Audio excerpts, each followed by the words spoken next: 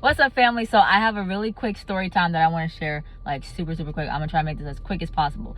But so the other day I was driving around and I needed to get gas, right?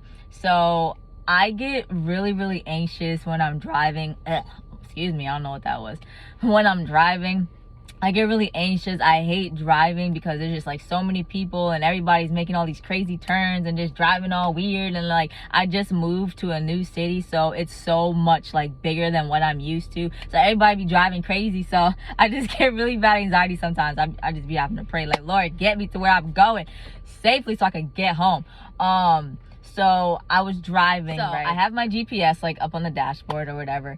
And so the gas station was literally like right next to me, right? But my GPS didn't calculate fast enough for me to catch it. And there was too many cars on the side of me. So I was just like, oh, like I couldn't get over to it. So I was just like, whatever, I'll go to a different one. So I type in a different one. So that one's like 5 minutes away. I was like, all right, boom, that's not so bad. So I'm driving to that one. I'm like, all right, let me just get this gas and go, and go home. So I'm driving to that one, right? My slow self, like, I don't know who gave me a driver's license, but whoever gave me a driver's license needs to be reevaluated on their skills to assess people how to drive, because I can't drive. The only reason I'm still alive is because of God. So anyway, so I was driving, right? And the gas station was literally right next to me, like on my right. And I drove right past it. I drove right past it. I drove right past the entranceway. I was so livid. I already had like an extremely long day. I was just so tired from work. I just wanted to go home and lay down. I was like, are you kidding me? And I was on the phone. I was on the phone, so I was telling my friend, I was like, I am so upset right now. And he was just like, just calm down, just turn around. I'm like, no, I'm not turning around. I can't turn around. There's so much traffic, right? So I ended up typing another gas station in my GPS. I typed in another gas station in my GPS because the way that I had turned, it was too late for me to turn around. Like, I basically like turned onto the highway. So the next gas station is about 10 minutes away. So I'm just like, Jesus. So I'm driving to this gas station, holding on to every bit of patience that I have, which is not a lot because I was already done for the day, right? So I get there, right? I didn't miss the sign. I didn't miss the exit, none of that. I pull into the gas station. I'm like, oh, third time's the charm. So I get out, right? And I'm pumping my gas. So as I'm pumping my gas, this lady walks up to me, and it's obvious that like she's, homeless and stuff like that. And usually when I see people who are homeless, I don't care whether, the stereotypes, oh, they're gonna use it for drugs and all that. That's none of my business. Whatever you use it for, that's your decision, that's your choice that you're gonna make. I know that I give. My God tells me to give. My Bible tells me to give, and it would be given unto me. So I'm doing what I have to do. I don't care what you do with the money. So, but this particular time, I didn't have no money. I had no money. Sis was down bad. Like, I was down bad. The military was playing with me. They was playing with my money. I did not get paid. And I hadn't gotten paid for a little bit of time now. So I literally only had enough money to fill up my gas tank and to have like an extra. I only had $20. Like, I only had $20 extra to make it to whenever the military decided to pay me.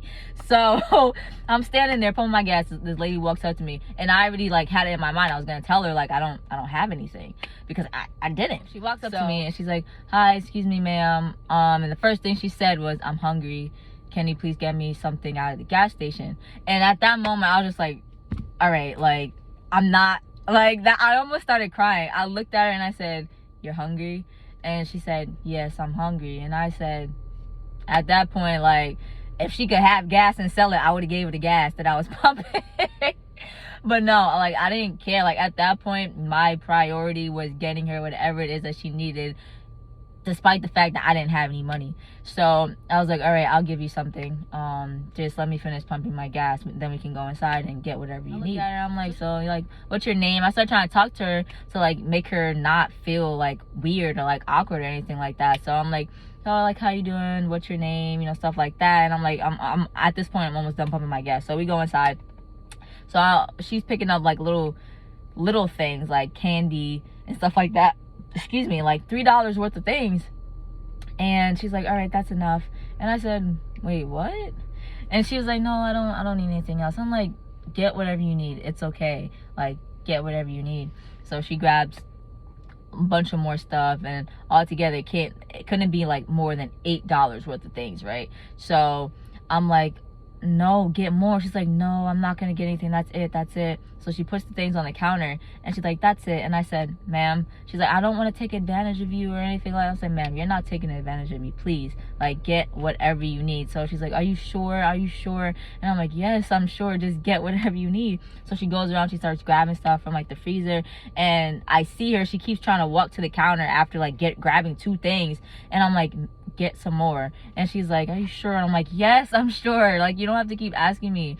So she grabs like more stuff, and all together it came up like to I think $21 or whatever. So she gets everything and she's saying thank you so much, you know, and God bless me. And I'm like, no, God bless you, and you know, all that stuff. So it went like that. But the main point, the moral of the story was, if I had of gotten upset and just went home like I wanted to go home, if I had gone to a different gas station, I would have never have met her, and I never would have been able to help her. So whatever it is that you are dealing with, whatever it is that you're going through in the times where you're most frustrated, just stop, take a breath, and just think, what is it that God is trying to do? Because God is always trying to do something. There is always a bigger picture. It might not be the exact same scenario that happened with me, but God will always use us in the times that we think we, you know, can't be used, and he will use us for things like that.